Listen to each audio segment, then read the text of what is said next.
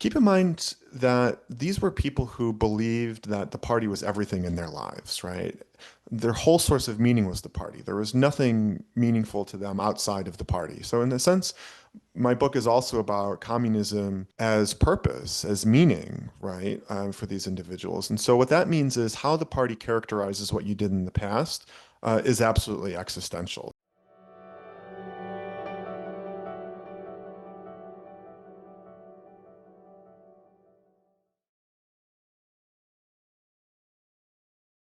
Hi, good day, everyone. My name is Victor Shih. I'm the director of the 21st Century China Center at UC San Diego.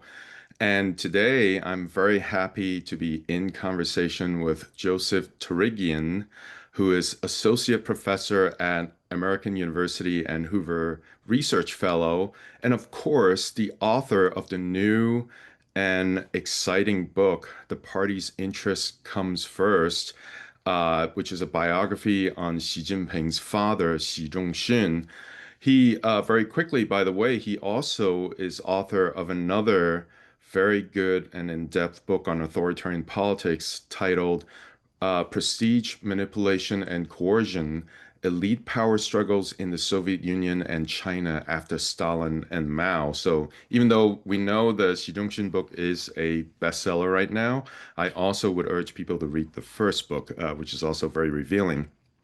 On that note, Joseph, I wanted to ask you, the first thing I wanted to ask you is there any linkage between the first and the second book? Like, did something, in the course of researching your first book motivate the writing of this second book, which is a very in-depth biography of a communist leader, which is unlike the first book, which is, very case study based, social sciencey, etc. So, when I was writing the first book, I learned that there were all of these exciting new sources that could be used to do history on modern China.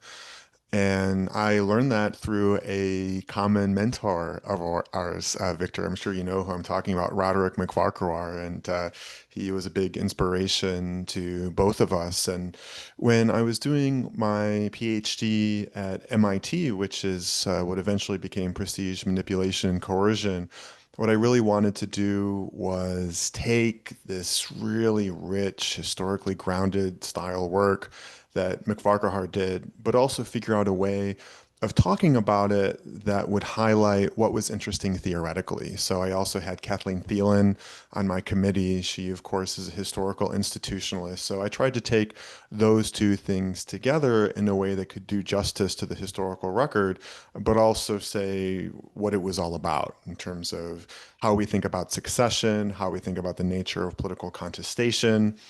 And in the subsequent months, I had been asked to write an article about party history and Xi Jinping.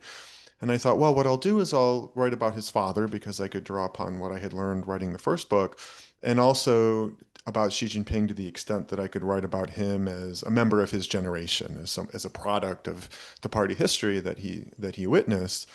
And as I kept doing research, I kept finding more. And I didn't really have like a niche that I wanted to fill. There wasn't a missing piece in the literature that was motivating me. But what emerged from the book, I think, were several themes that make it sort of a spiritual sequel in a way. One is just how explosive succession politics are, right? And so, in that sense, there's a commonality. And also, I talk about ideology in the first book a little bit, but the second book really is an expansion on those themes, especially this idea, which I think sits at the very heart of my second book, which is why someone who suffered so much at the hands of the party would remain so loyal to it. Before we start talking about Yan Hongyan, which is we will do that, unfortunately. Um, well, no, I think this is a point to get into because it continues this theme. Because I thought one good linkage between the first and second book is I have to say, to be honest, I never quite, bought this prestige idea from the first book. And, as you know, I even wrote sort of in a book review that, some of these concepts are a bit squishy, etc.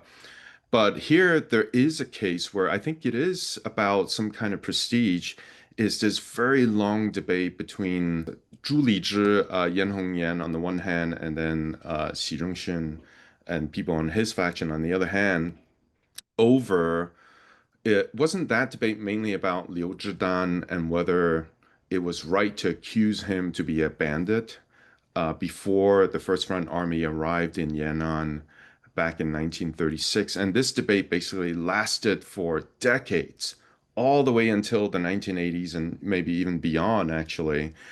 Um, was this a case where neither side wanted to give up on their position purely because otherwise their prestige within the party would be eclipsed by the other side? Yeah, that's a really great question. I'll take a step back for the listeners to explain this idea of prestige that I talk about in my first book. And so, some people who look at politics in authoritarian regimes think that policy differences matter a lot, and that essentially you have these competitors who argue with each other, and whoever is the most popular becomes the top leader.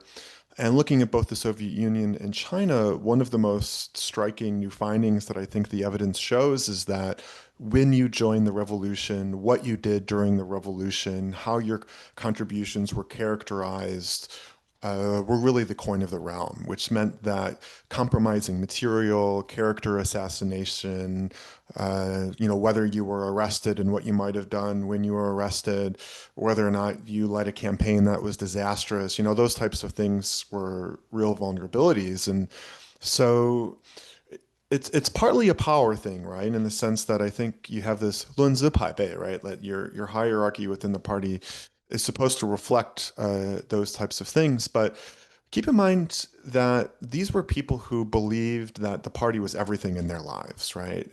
Their whole source of meaning was the party. There was nothing meaningful to them outside of the party. So in a sense, my book is also about communism as purpose, as meaning, right, for these individuals. And so what that means is how the party characterizes what you did in the past is absolutely existential. So your question, of course, is getting at this really interesting moment uh, from my book, which is 1935, right? And so there is this struggle within the party. Xi Zhongxun is detained. He later said that he was going to be killed, although the evidence for that is a little weak, even though I'm sure he was a little sore about it, to put it mildly. And it left behind this landmine for all of the Northwesterners, uh, which is where she hailed from, because who was to blame was a big question, right? And of course, nobody wanted to be blamed. And this also, in very complicated ways, was related to another debate among the Northwesterners about who was the greater figure, one man Liu Zhidan and another man Xie Zhichang, right? And Xi Zhongxun was closer to Liu Zhidan. And so in 1962, the reason for Xi Zhongxun's purge is he was accused of having supported a novel about Liu Zhidan. And so Yan Hongyan was the trigger. Victor and I have this running joke about our fascination with this guy Yan Hongyan, and he Maybe. complained because he thought that this was a challenge to his understanding of the history of the Northwest. And the reason Yan Hongyan's complaint was so explosive gets into other issues of what was going on in the party at the time. But essentially, it was this debate about party history that proved to be very, very explosive for the father of Xi Jinping. Yeah, no, there are a couple of, I mean, in a way, it's kind of weird because like you write about this debate in your book, of course, but of course, my book writes about the other major debate that lasted decades and decades, which is the Fourth Front Army debate with the First Front Army Hmm. about whether The telegram, telegram. Hmm. the telegram during the Long March, etc.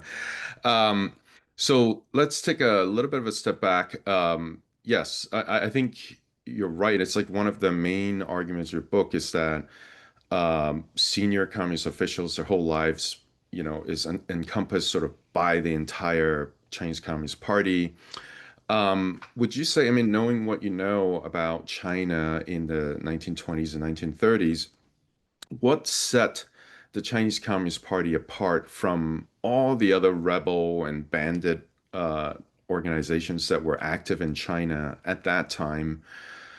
Uh, was this all-encompassing identity unique and something that the party uniquely was able to achieve, or was it fairly common? Because, like at the beginning of the book, you're like, oh, well, Xi Zhongxun was had some means in his family, but like very, like Mao was a very bottom of the sort of middle peasants, very much struggling but literate nonetheless. And basically, the party was an employment and a career outlet for some of these people. Is that really so different from, other sort of bandits and other organizations at the time? Yeah. So the party went through multiple stages, right? And there were certainly individuals who defected to the nationalists, who decided to give up on the revolution entirely. But there was this core element there that made it special for people, right? So even if not everyone stuck with it, the people who did, these were truly committed individuals, right? I mean, these were people for whom the party was everything. And in fact, the more that they suffered, the more that the people around them suffered, the more that they saw their friends and family go through these excruciating experiences made them even more committed in a way, right? In the sense that so much has already been lost. We need to keep moving forward. And then by 1942, 1943, you have this really watershed moment. And probably many of the listeners to this podcast know about the Yan'an rectification. And so here, what you had was a lot of young people who were going to the Yan'an base area because they wanted to join the revolution. Nevertheless, they were young. Sometimes they came from better means. You had to figure out a way to turn them essentially into part of the organizational weapon. And so they understood that goal and they sympathized with that goal. But on an emotional level, it was excruciating, right? And it even turned into this spy hunt campaign that went completely off the rails.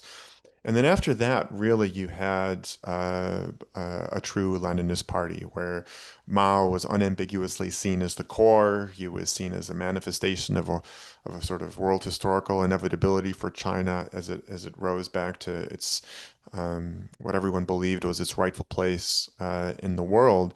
And so to oppose Mao would be to essentially reject the source of meaning in your own life. And so Chiang Kai-shek, what's interesting is the way he talked about his own party in comparison with the communists. He wished the nationalists were with the communists, and he wished that somehow he could, steal that revolutionary elan for himself. And that's why he feared the communists, is because they were so battle hardened and idealistic. And so the fact that he was not able to do that, even though the nationalists were, in fact, also created initially according to Leninist principles, he was never able to achieve it in the way that Mao was.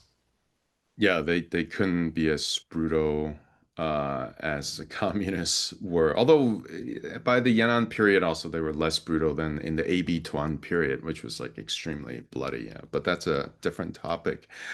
Um, so yeah, so I wanted to ask you. So there are two big things that I learned from the book, like in terms of like historical details.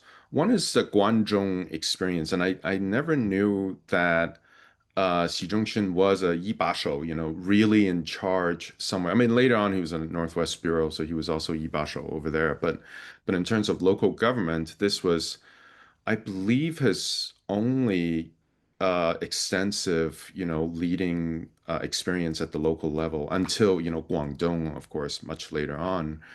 Um, uh, doesn't that tell us that in fact he was this kind of strict Leninist who's willing to impose terror on the population, contrary to his reputation much later on in Guangdong, he's liberal and so on and so forth.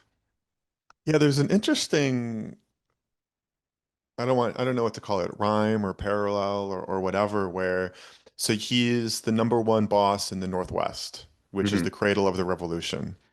And then he goes to Beijing to work for Zhou Enlai, who's like one of the top deputies to Mao.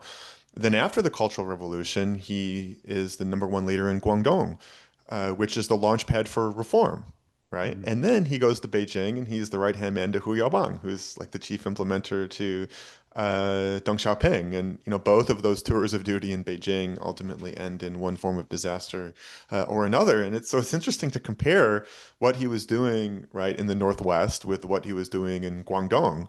And so in the Northwest, he had to figure out how he was going to incorporate this giant swath of new territory into this new regime.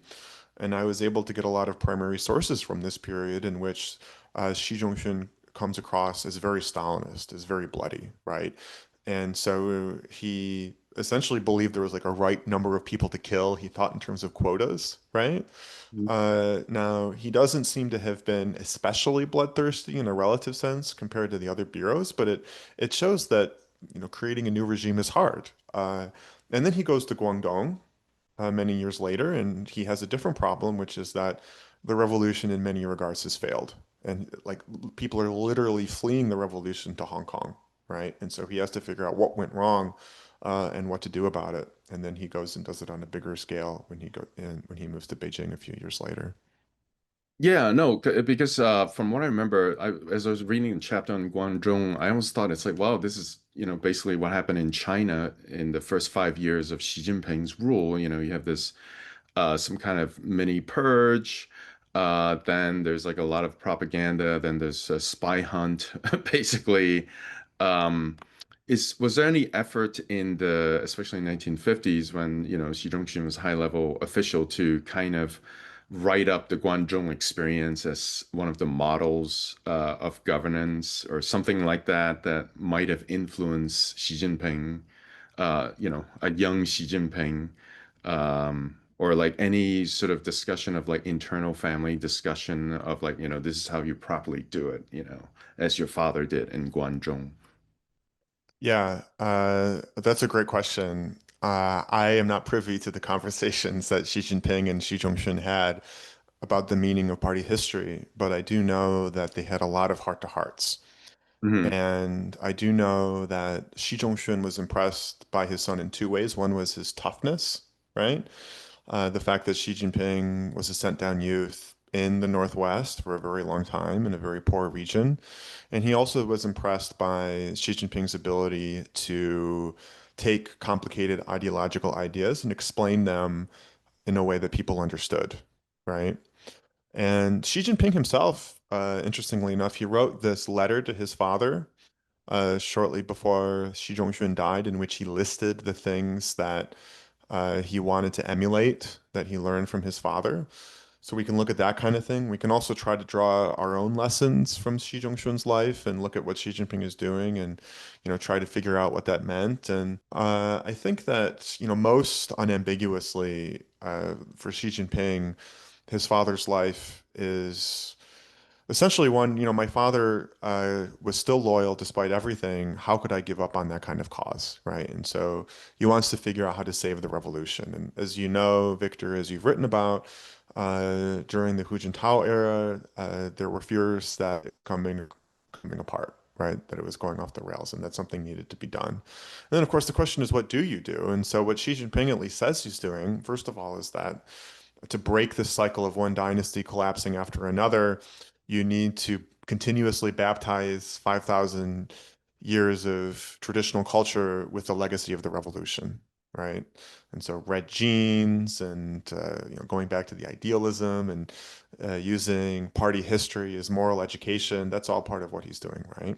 And he also says, interestingly, and the people around him say, look, the Cultural Revolution was a disaster. It went too far. It took class struggle too seriously. But then we stopped caring about vigilance enough, and that was a problem. It wasn't that we gave up on it, it's just that in practicality, it stopped happening in the way that it needed to.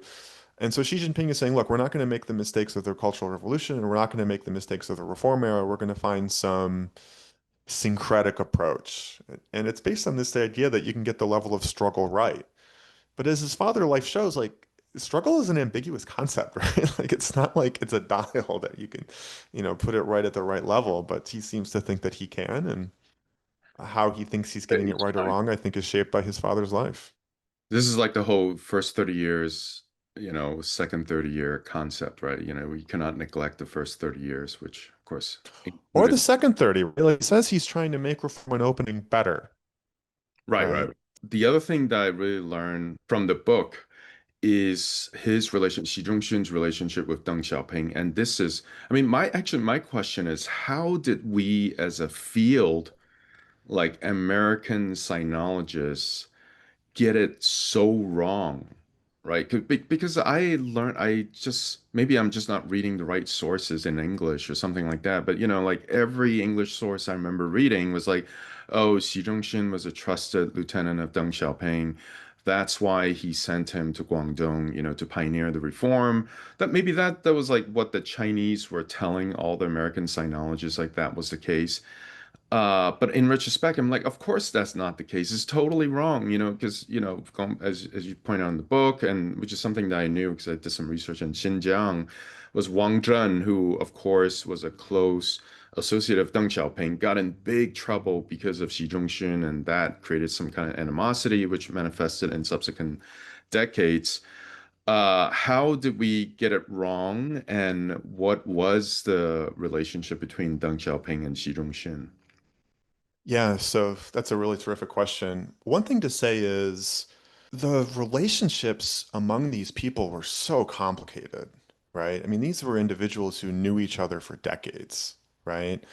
And often you would go through rough patches and then you would make up, or you would make up and then you would go through a new rough patch. And so you mentioned Wang Zhen, his relationship with Xi Zhongxun, it was a very complicated relationship, right? So they did have this blow up over Xinjiang in 1952, but after Xi Zhongxun made a sort of apology to Wang Zhen did support his rehabilitation after the Cultural Revolution. One of the first people to go see Xi Zhongxun after he moved to the south after Tiananmen Square and Xi Zhongxun had this falling out with the leadership was Wang Zhen, right? And so you have this kind of thing where like you have respect and anger kind of like mixed at the same time, and it can be hard to predict how these things manifest at a particular moment. And so Deng Xiaoping and Xi Zhongxun, a really, really good question. They didn't interact a lot during the revolution. I mean, certainly they would have known each other and they would have passed through each other's regions at certain point.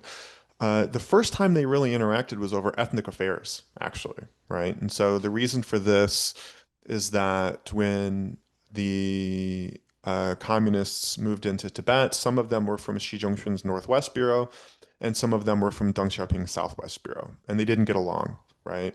So the Northwesterners, they wanted to move more quickly, and they were close to the Panchen Lama, and the Southwesterners, they were a little bit more conservative, and they were close to the Dalai Lama.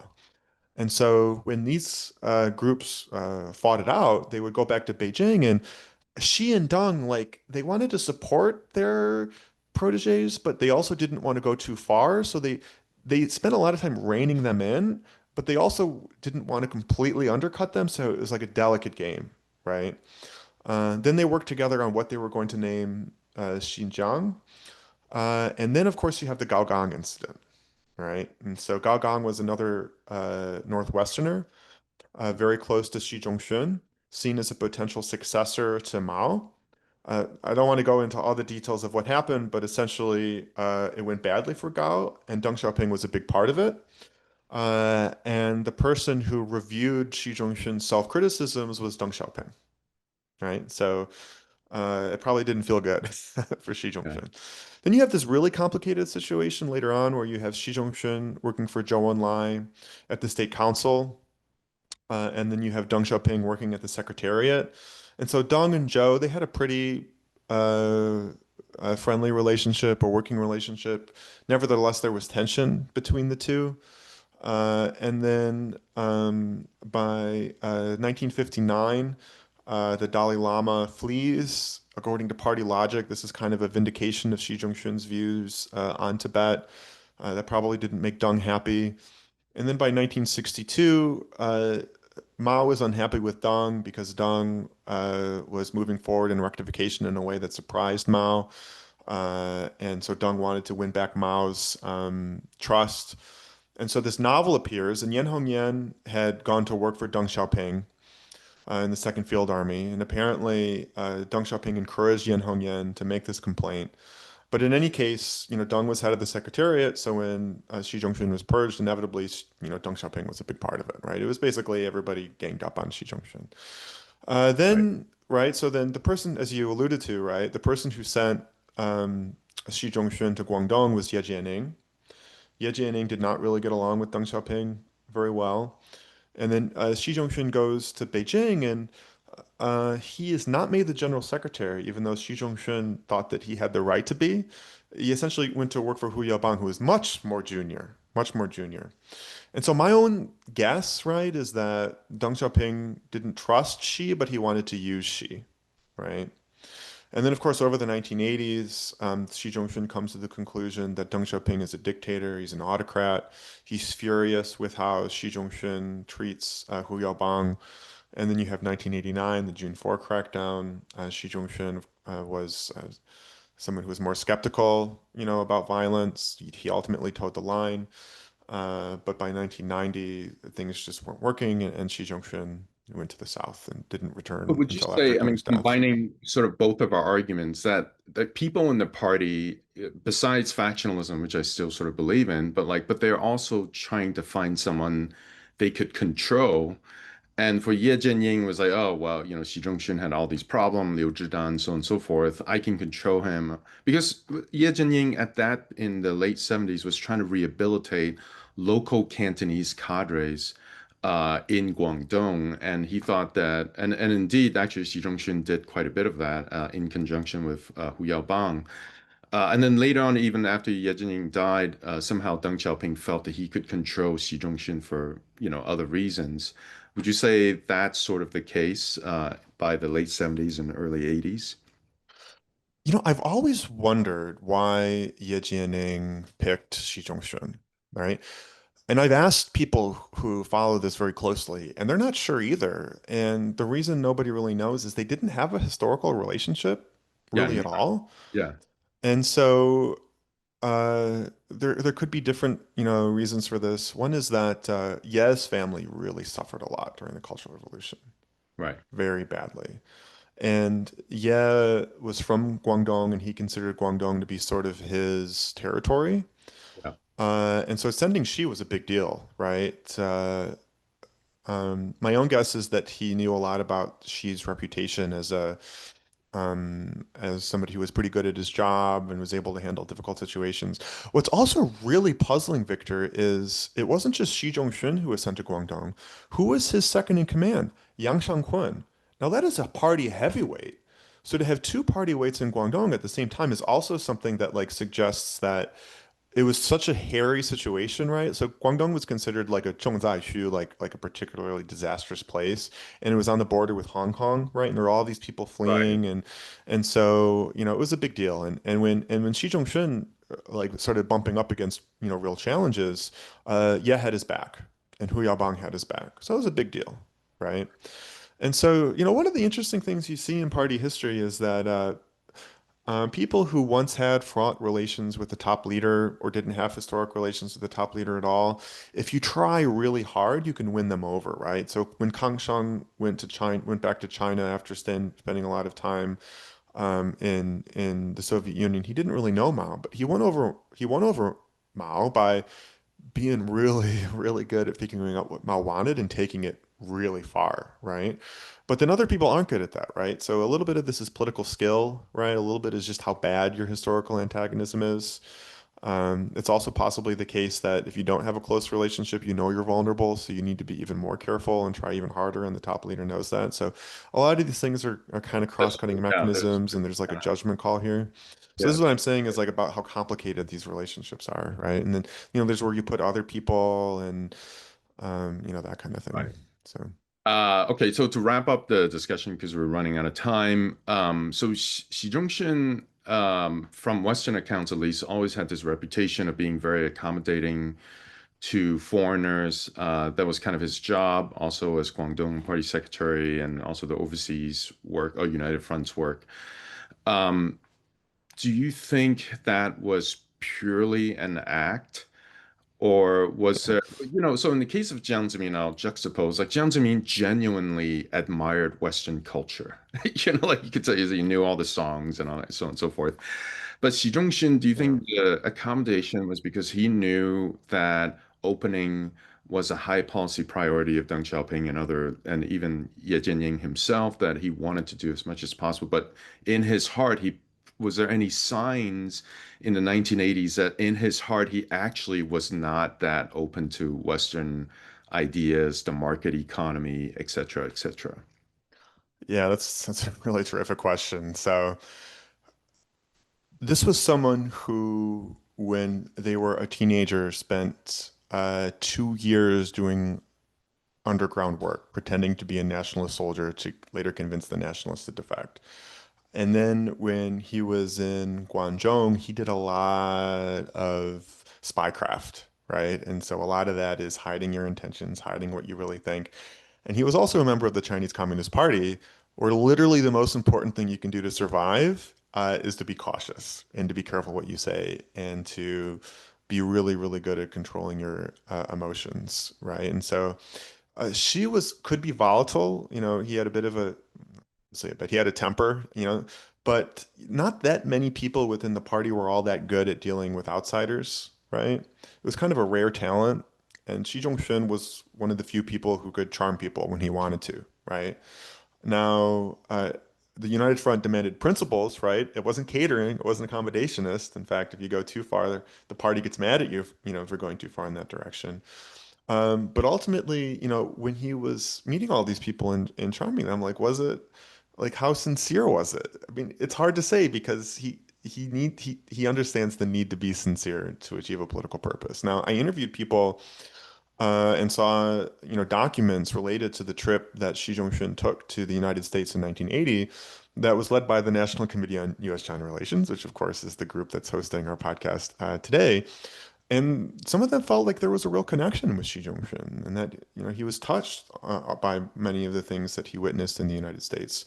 But he also, like, on a trip to, I believe it was UCLA, said that he thought that young people just really enjoyed, like, having fun and consuming, right? And so, he's drawing certain conclusions about the materialism of the United States. And he also, in a meeting with people from Hong Kong, claimed that when you put money into a bank in the United States, the interest you get is less than um, you're basically losing money, and that's just what the capitalists do, right? And so he had this idea that socialism was better because it could achieve both material wealth and spiritual wealth. So he saw that superiority. Nevertheless, he did, I think, believe that economic change, modernization, and opening up to the world was absolutely crucial. So it's a story, I think, first of all, of how hard it is to read him, but it's also a story of him himself most likely having a lot of sort of mixed feelings at the same time. Wow, fascinating. By the way, interest rates in China now is much lower than in the US. I wonder what Xi Zhongxun would have said. Anyway, thank you very much, Joseph, and thank you very much to the National Committee for hosting this. This is a fascinating conversation. Again, the book is The Party's Interests Come First, The Life of Xi Zhongxun. I urge everyone to go out and get it. Thank you and have a good day. We really got into the weeds on this one. This was really fun, Victor. Thanks so much for doing this, and thanks to the committee.